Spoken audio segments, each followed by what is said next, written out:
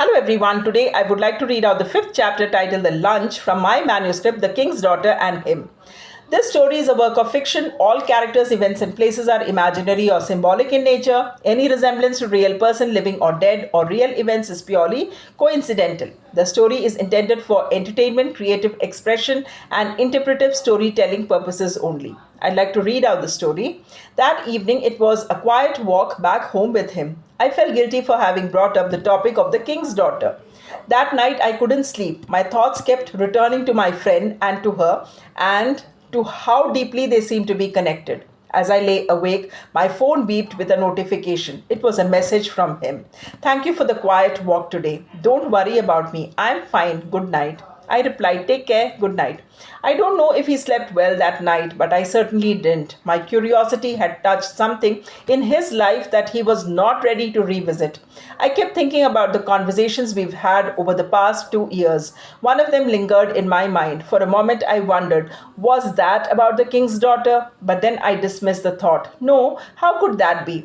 Why would she need his help to solve something like the mystery of a lost sister? She is the king's daughter, someone influential enough to handle such matters. And yet, the doubt remained. Was that story a disguised version of her life? I was left with more questions than answer, but his comfort mattered more than my curiosity.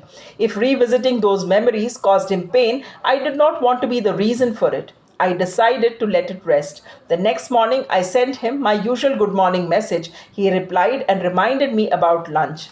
I had a busy morning at work, so I planned to meet him briefly and return quickly. We met at the restaurant, which was slowly filling with people. We ordered our favorite Andhra thali. As we waited, my eyes drifted towards another table. It was her, the king's daughter, along with her security guards. I did not react. I didn't point her out to him either. Instead, I quietly wondered, why does she always come to places meant for ordinary people? Is she trying to erase the distance between their worlds, or is she searching for him somewhere in the crowd? I chose silence. So, when are you going to Pune to meet Nisha? I asked, as if nothing had happened. Maybe next week, he said. Did she reply to your message? Yes, he did, showing me her photographs. She looked pretty in those as well. He seemed genuinely interested in her.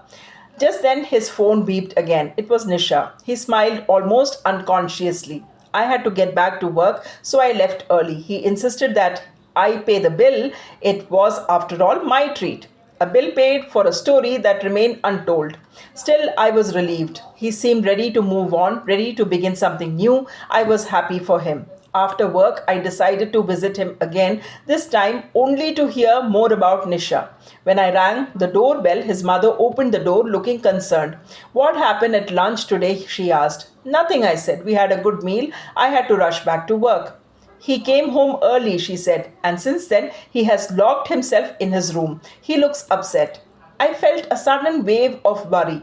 I hope this wasn't another heartbreak, something he might not be able to handle again. I reassured her and knocked on his door. Hey, open the door, it's me. He opened it. What happened? I asked. Why are you upset? He looked at me and said quietly, I met the king's daughter at the restaurant. Every time I try to start afresh, I run into her. His eyes were moist. I could feel the weight of his pain. We sat in silence for a while, listening to our favorite songs. Then slowly he began to speak.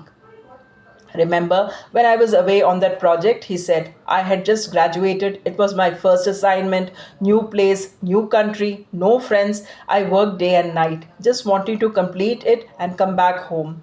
My seniors liked my work and extended my stay. Around that time, my mother called me. She was worried about my health. With no one there to take care of me, she thought the best solution was to get me married. He smiled faintly. I was too young. I wasn't ready. I just wanted to focus on my work and enjoy life for a few years.